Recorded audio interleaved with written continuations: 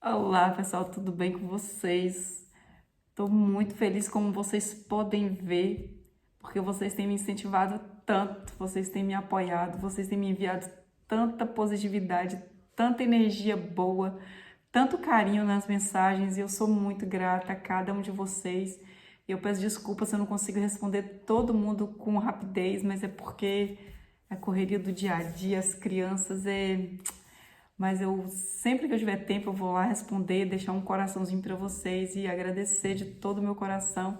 Muito obrigada a cada um de vocês que já chegaram até aqui, já se inscreveram.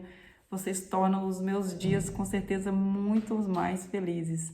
Para quem não sabe, eu vou dar uma lembrada aí por que eu criei esse canal. Eu criei esse canal, gente, no início foi para falar sobre a minha maternidade, porque quando eu cheguei aqui na Bélgica, eu não conhecia muita gente, eu estava me sentindo muito sozinha. Aí depois eu engravidei e eu me senti mesmo isolada numa ilha, porque eu não conhecia muita gente, eu não falava o idioma direito ainda. Então eu resolvi criar o canal para me aproximar de vocês e para esquentar o meu coração um pouquinho, para dar um certo calor humano para mim. E depois o canal foi tomando outros rumos e eu fui estudar o francês e eu aprendi mais coisas e eu comecei a me integrar um pouco mais dentro da cultura belga e eu resolvi compartilhar com vocês, mudar um pouco o foco do canal, que ia ser falando só sobre maternidade. Mas as coisas foram caminhando por outros caminhos e hoje a gente fala sobre as experiências de vida aqui da Bélgica, o que também inclui, com certeza, parto e gravidez e tudo isso faz parte da nossa vida, do nosso crescimento. E no início eu tinha muito poucos seguidores, eu tinha muito poucos inscritos e eu fazia tudo com muita vergonha, com muita falta de coragem, né? Que eu sou um pouco tímida, mas graças a Deus hoje estou aqui, hoje eu já. E também eu estava entrando numa fase de um pouco de depressão na época que eu criei o canal. Nessa época não foi muito depressão, eu estava mais com crise de ansiedade, tive várias crises sérias na minha gestação e eu resolvi criar o canal para dar um pouco de mudar um pouco o foco, né? Para a gente ter saúde mental, porque na gestação é super importante que a gente tenha saúde mental. E agradecer vocês que desde o início estão aqui comigo, vocês que chegaram naquela altura e ainda estão aqui vendo o desenrolar dessa caminhada aqui no canal. Então, quero agradecer vocês de coração. Com certeza a gente não faz nada sozinho. Nós precisamos uns dos outros para tudo na vida, porque a gente, se fosse para a gente viver sozinho, que graça que teria, né? Que graça que seria eu fazer um canal para mim, para eu mesma assistir. Não teria muita graça, não teria muita piada. Mas hoje eu quero mesmo agradecer vocês, porque viver aqui é fácil? Não, não é fácil. Mas depois a gente acaba, quando a gente aprende a entrar e sair das situações, então você aprende a caminhar, você aprende a resolver as pequenas questões do dia a dia, então começa a ficar mais simples e mais fácil, né? E hoje eu vou falar para vocês sobre como que é a pessoa que sofre de doenças psicossomáticas aqui na Bélgica, como que é o tratamento, como que eles encaram a depressão, como que o sistema de saúde encara as pessoas que precisam de acompanhamento psicológico. Tudo isso eu vou contar pra vocês, tá, gente? Porque eu nunca contei isso aqui no canal, é a primeira vez que eu tô falando sobre isso, mas eu resolvi abrir meu coração pra vocês, porque vocês já me conhecem um pouquinho, e eu tenho certeza que se esse vídeo puder ajudar uma pessoa de todos vocês que me assistem, esse vídeo já vai ter valido a pena, tá bom? Eu comecei a ter crise de ansiedade na minha gestação, depois do 6º mês. Por que que eu comecei a ter crise de ansiedade? Não sei te dizer a razão específica, mas eu creio que a principal delas foi a preocupação de ter um bebê sozinha, sem apoio, sem... No Brasil a gente fala muito sobre rede de apoio, sobre cuidado, sobre o descanso, o repouso da mãe, sobre a família toda se envolver naquele momento ali tão lindo. Aqui não tem nada disso não, gente. Eu cheguei da maternidade, eu já tive que providenciar comida para o bebê, fazer mamadeira, dar banho. Aqui na Bélgica é diferente de Portugal, porque em Portugal eu lembro que eu saí com a Isadora com 3 meses, com 3 dias, aliás, para fazer o exame do pezinho. Então custou muito porque estava muito frio, ela gripou, foi horrível. Mas aqui na Bélgica eles têm um pouco mais de cuidado, então eles vêm na casa, fazem o teste do pezinho do bebê em casa, para o bebê não ter que sair, os primeiros cuidados ali é feito em casa. Então eu só saí com a Isabela, ela já tinha mais de 20 dias, então para mim isso foi muito tranquilo até, mas a minha preocupação maior foi o parto em si. Se eu morrer no parto, quem é que vai cuidar da minha filha mais velha? Quem é que vai cuidar do meu marido? Se acontecer alguma coisa, não tem ninguém aqui para ficar com a minha filha. Essas coisas que a gente começa a mentalizar, mesmo que a gente não queira. E eu fui desenvolvendo cada vez mais esse quadro. Aí tive a primeira crise. Na primeira crise eu comecei a ter muita palpitação e o dia estava lindo. Eu lembro que estava um dia muito bonito, era mês de férias, acho que era julho. E a minha filha queria muito ir numa loja comprar um brinquedo e eu saí com ela, eu já estava com 6 meses de gestação e a gente foi. E eu falei assim, vamos caminhando porque eu acho que de tram eu vou enjoar, de trem eu vou enjoar, então vamos caminhando até a estação e lá a gente pega o trem. Aí fomos. Antes de chegar nessa estação, eu sentei numa parada de ônibus e a gente conseguiu chegar até a SH, mas lá eu não conseguia avançar porque eu comecei a passar muito mal.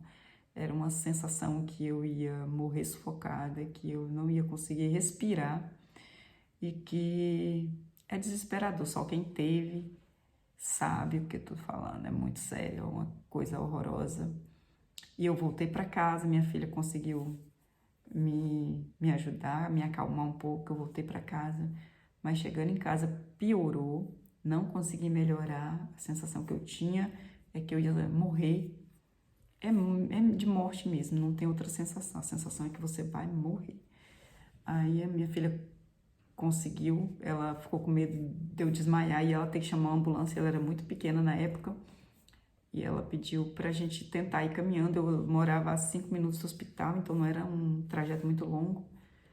E a gente foi caminhando, chegou lá, a enfermeira fez vários exames em mim, no bebê, colocou o eletrodo para ver as batidas do coração. A bebê estava maravilhosa, estava linda, a minha tensão estava ótima, meu coração estava maravilhoso.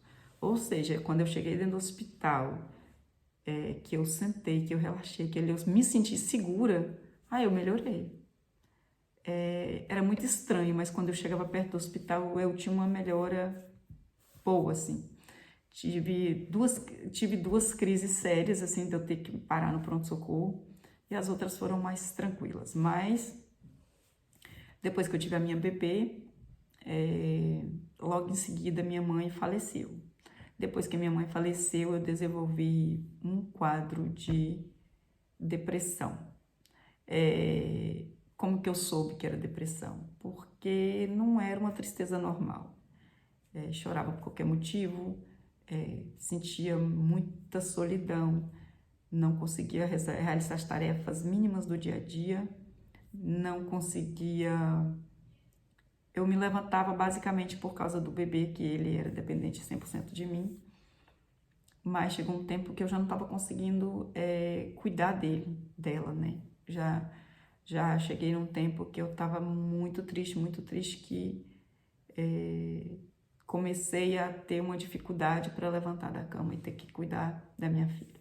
Aí nessa hora me deu um estalo assim, um insight, e eu falei, isso aqui tá ficando sério, isso aqui não tá bonito não. E eu sempre fui uma pessoa, minha família me conhece, sabe que eu sempre fui uma pessoa super alta astral, sempre super positiva e sou até hoje, graças a Deus, mas a gente não está imune de passar por essas situações. Eu creio que tudo isso é para o nosso crescimento. Então, depois que eu tive essa desconfiança que alguma coisa estava mal, aí eu resolvi procurar o meu médico de família, porque todo mundo aqui tem um médico de família, né? Eu já expliquei para vocês em outros vídeos, mas se vocês não viram esse vídeo ainda, eu posso fazer outro para atualizar o antigo, tá? Aí fui no meu médico de família, expliquei para ele o que eu estava sentindo e tal, e ele me prescreveu um medicamento à base de plantas, natural, porque ele falou que eu não podia tomar outro remédio por causa do bebê, que eu tinha que acordar de noite, né? Óbvio. E eu fiz o tratamento, comecei com esse tratamento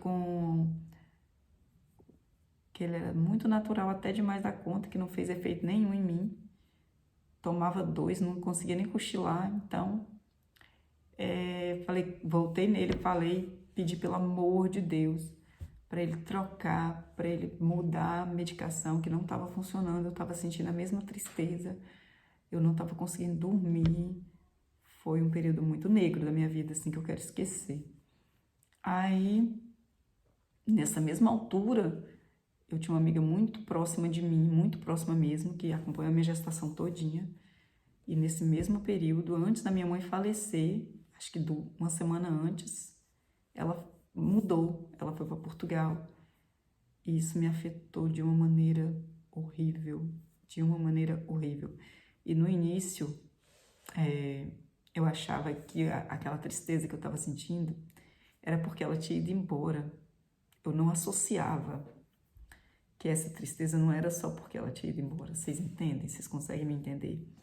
Então, racionalmente, eu lançava o porquê daquela tristeza, daquele sofrimento meu, porque ela tinha ido embora, porque realmente era uma pessoa que estava comigo todos os dias. Nossas filhas estudavam juntas, a gente tinha uma amizade muito assim, muito bonita. E ela teve que ir embora por questões pessoais, ela teve que ir embora. E ela foi numa semana, na outra minha mãe faleceu e foi tudo junto e isso mexeu profundamente comigo.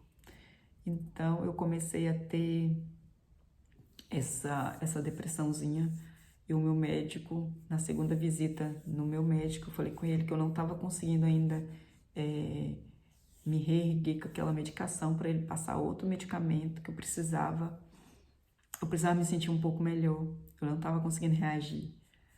Aí, esse meu médico, ele é uma bênção, eu já tô com ele há 5 anos e graças a Deus, ele é belga, ele fala muito pouco, chega a ser constrangedor as consultas, assim, porque ele fala muito pouco, ele quer mesmo é ouvir o que a gente está sentindo. Parece mais um psicólogo, mas isso também me ajudou muito. E ele me entendeu. E mesmo eu com um bebê recém-nascido, ele me prescreveu uma medicação mais forte, assim, tarja preta mesmo. Mas ele me aconselhou a não fazer uso contínuo porque viciava, porque eu não ia conseguir me livrar. E se eu me viciasse naquela medicação, eu ia ter que tomar ela todos os dias para dormir. Aí eu prometi para ele que não, que seria só para mim conseguir sair daquele buraco que eu tava. Aí comecei a fazer uso dessa medicação. Nossa, foi uma paz na minha cabeça quando eu consegui dormir uma noite inteira. Entre aspas, né? Porque eu tinha que acordar 2 vezes na noite por causa da bebê. Mas mesmo assim, nesses intervalos do sono dela, eu conseguia dormir esse intervalo inteiro. Então, no outro dia, eu já consegui me sentir bem melhor, já consegui ter força para levantar da cama, para fazer alguma coisa, para organizar as coisinhas dela. Aí na primeira semana foi muito bom. Aí depois eu precisei voltar no médico e saber como é que estava correndo, né, a medicação, e ele ficou muito feliz que deu certo. Consegui dormir melhor, consegui sair daquele lugar que eu estava, que não era um lugar bom para mim estar. Minha cabeça não estava bem ali. e através dessa ajuda dele eu consegui. Olha que ele não é psicólogo, gente, ele é clínico geral mesmo, tá? O nosso médico de família aqui é clínico geral. Então, graças a Deus, que eu creio que Deus também, né, direcionou ele para entender o que estava se passando na minha cabeça, no meu coração naquele momento. E depois de mais ou menos 15 dias, eu já não fazia mais uso do remédio. Foi bem rápido, assim, até porque eu tenho a minha fé muito firmada. Quando a gente tem a fé firmada em Deus, a gente sabe que Deus ele está cuidando, eu creio que é uma força a mais para você conseguir sair do buraco, né? É uma, é uma corda de socorro que você tem ali, que você pode se apegar nela sem medo, que você vai conseguir sair do buraco. E depois dessa segunda visita, eu comecei a tomar esse remédio só nos dias que estava muito complicado. Tinha dias que eu estava bem, tinha dias que eu não estava bem, e assim, e vai passando. Mas depois que a Isabela estava com 70 para 80 dias, ela precisou ficar internada, deu uma febre sem razão nenhuma, e ela precisou ficar internada por 5... Ela entrou na emergência com febre alta, sem explicação, e ali, isso era 3h30 da manhã, o meu marido não pôde ficar, ele só ficou até a médica internar ela. Depois que a médica internou ela, o meu marido teve que voltar para casa com a minha filha mais velha e eu fiquei internada com a bebê. Ela foi em observação, eu fiquei numa cadeira de papai numa sala sozinha.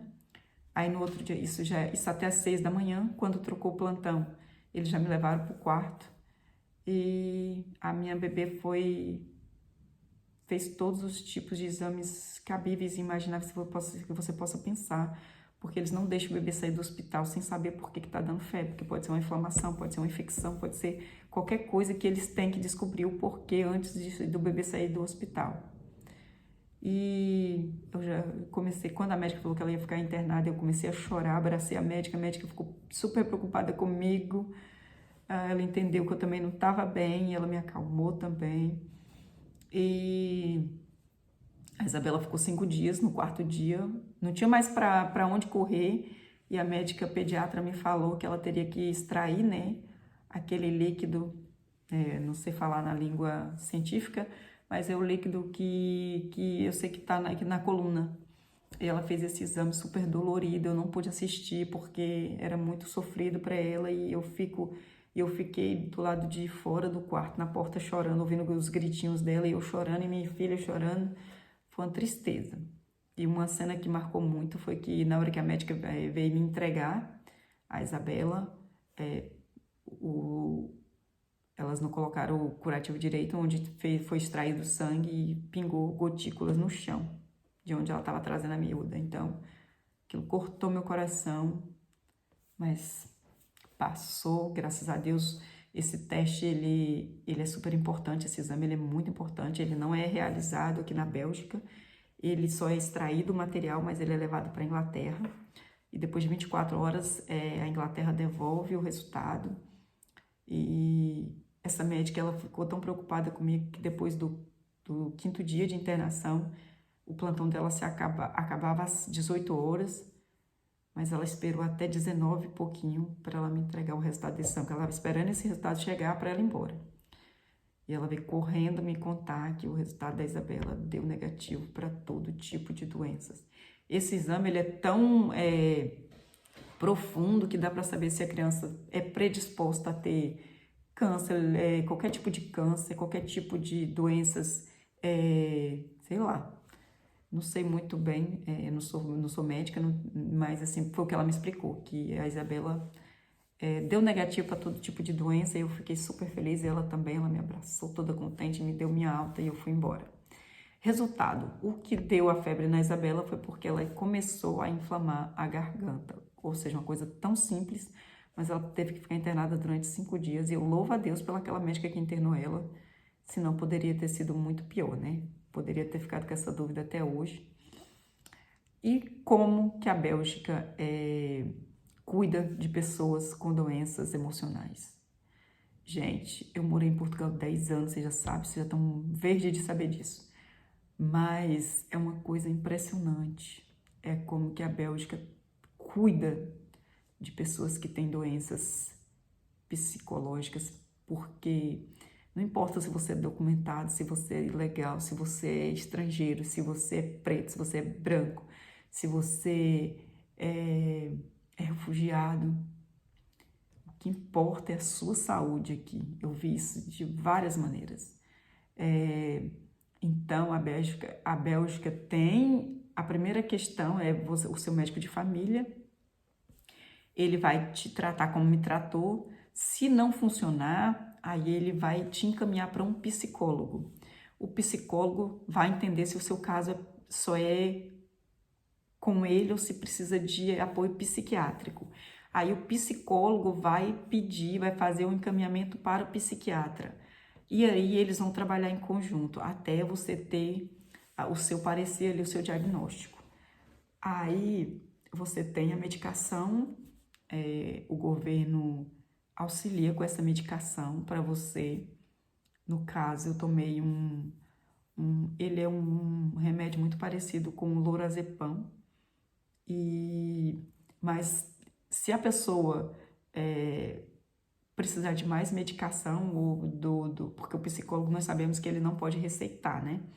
Então precisa do psiquiatra para estar receitando a medicação, e ali você vai ser acompanhado por todos esses profissionais ao longo do seu tratamento. E eles têm um cuidado muito grande com a família, com o bem-estar da família, como que a família vai acompanhar esse processo todo, como que a família vai te abraçar nesse processo todo, o tempo todo. O meu médico de família queria saber se o meu casamento estava bem, se o meu marido me tratava bem, se o meu lar era calmo, se o meu lar era tranquilo, se eu tinha paz dentro do meu lar, se a minha casa era uma casa muito agitada, se era calma, se era tranquila. Então, isso tudo faz com que eles também consigam nos ajudar melhor. Então, o que eu falo para vocês é que eu conheço muitos brasileiros, que durante a pandemia ou antes dela desenvolveu doenças psicossomáticas e conseguiu tratamento com muita facilidade. Isso é muito bom, isso nos deixa aliviados, porque em Portugal o processo seria um pouco diferente, porque em Portugal não tem nada de gratuito, lá é tudo pago. E aqui, como você já sabe, se você tiver apoio do CPAS, o seu tratamento é gratuito, salvo algumas especialidades que o CPAS não cobre, tá bom? E para quem tem documento, a Mutuelle, você pode ir em qualquer especialista e depois você recebe o reembolso. Mas se você tinha essa dúvida, saiba que a Bélgica é um país que acolhe sim pessoas com doenças da alma, doenças do coração, doenças da cabeça, como você queira definir. Sou muito grata a Deus por estar aqui nesse momento que eu passei por essa crise, porque talvez se eu estivesse em Portugal teria sido um pouco mais perigoso, porque lá eu não teria sido assistida da forma correta como eu fui aqui, tá bom? Então é isso. Hoje, gente, não se preocupem, eu me emociono toda vez que eu falo, mas é porque a experiência ela tá aqui, a ferida foi curada, foi cicatrizada, mas a experiência você nunca vai esquecer, né? Isso é que é o bacana. Mas hoje eu tô bem, graças a Deus eu tô curada, tô preparada para ajudar outras pessoas. Isso é importante porque na minha função como serva de Deus, como obreira de Deus na igreja, eu consigo entender muito melhor essas pessoas e ajudar elas de uma forma mais profunda, porque eu sei o que ela está passando. Isso é muito importante. Eu espero que vocês tenham gostado desse vídeo, um tema muito diferente de todos os que eu trato aqui no canal, mas eu achei por bem falar desse assunto que está tão atual, que é tão necessário a gente estar falando dessas doenças, porque elas existem sim. Por mais que a gente queira maquiar os sentimentos, parecer bem, mesmo que a gente não esteja. É importante a gente falar, porque a gente se liberta dessa necessidade de estar sempre tudo bem. Nós somos criticados pelos belgas, vocês sabiam disso? Porque todas as vezes que eles perguntam pra gente se tá tudo bem, a gente fala tudo bem. A gente pode estar morrendo, pode estar com um parente doente, pode estar com a mãe internada e a gente fala que tá tudo bem. E eles acham que isso é ruim, que isso não é bom para a nossa saúde mental. Eles acham que a gente tem que falar, não, hoje não tá bem, hoje eu passei por isso e por isso e por isso. Mas a gente fala isso muitas vezes para encurtar assunto, não é? Mas eles acham que a gente tem que falar, mesmo com uma pessoa que você tem uma amizade, não tem uma amizade tão profunda, você deve falar assim, porque isso também te ajuda a sarar. E eles estão certos também, né? Então é isso, eu espero que vocês tenham gostado desse vídeo. Clica bastante aí no gostei para alavancar esse vídeo, para ajudar muita gente, que eu sei que tem muita gente precisando de apoio psicológico. E eu esqueci de dar uma informação para vocês, é que durante a pandemia o governo entendeu a necessidade de apoiar o brasileiro que mora aqui na Bélgica. Então o consulado está disponibilizando apoio e assistência psicológica para todos os brasileiros que moram aqui na Bélgica, tá bom? Se você quer mais informações, entra lá no site do consulado e deixa lá o seu pedido, a sua demanda para esse apoio, tá bom? Muito obrigada por assistir até aqui. Se você ainda não se inscreveu, se inscreve aqui no canal. Nós estamos pertinho dos 4.000 inscritos, gente. Eu tô tão feliz, tão feliz. Vocês são o máximo. Muito obrigado. Esse vídeo foi talvez o mais verdadeiro que eu já fiz até aqui. E eu creio que vai tocar muitos corações. Deixa o seu coraçãozinho aqui embaixo se eu toquei seu coração, se eu falei alguma coisa que você falou, refletiu, falou realmente. Às vezes é necessário a gente falar, é necessário a gente parar de querer guardar tudo para nós. Ninguém é super mulher, ninguém é super homem, ninguém é super nada. Nós somos super dependentes do amor do nosso Deus, que Ele sim é super poderoso para nos cuidar, para nos ajudar, não é mesmo? Então é isso. Sem mais demoras, eu vou dar tchau. Um abraço, fiquem com Deus e até a próxima. Beijo no coração de vocês.